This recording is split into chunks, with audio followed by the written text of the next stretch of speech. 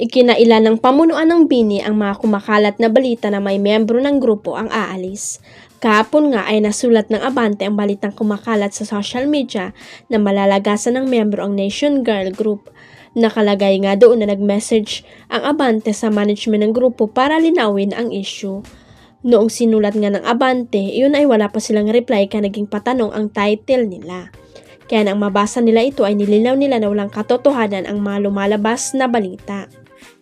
Sa katunayan nga raw ay magkakaroon ng bonggang event ang number 1 P-pop idol girl group na pagpapatunay na buo pa ang 8 miyembro nila sina Stacy, Colette, Sheena, Joanna, Gwen, Aya, Maluy at Mika.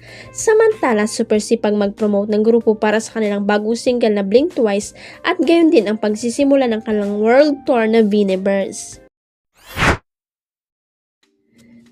Nagtrending si Maris Racal nang lumabas ang official trailer ng Netflix series nila ni Anthony Jennings na Social Climbers. Happy at excited ang fans ng actress na visible na uli ito after ng controversy nilang dalawa. Mas pinag-uusapan ng husay ni Maris at ang chemistry nila ni Anthony in the fact na dalawang shows nila ni Anthony ang mapapanood sa Netflix kapag nagsimula ng screening ng Social Climbers sa February 26, airing din sa Netflix ang Incognito na tampok din ang Maton.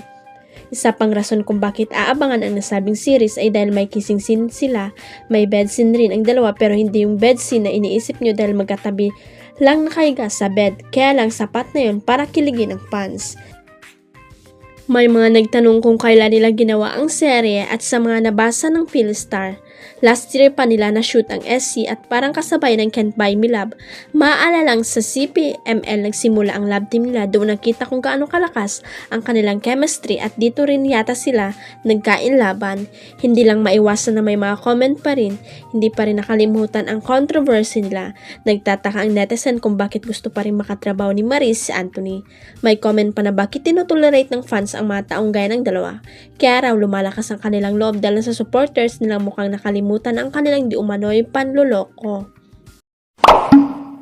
Huwag kalimutang i-click ang subscribe button at i-ring ang notification bell para sa latest at legit chika updates.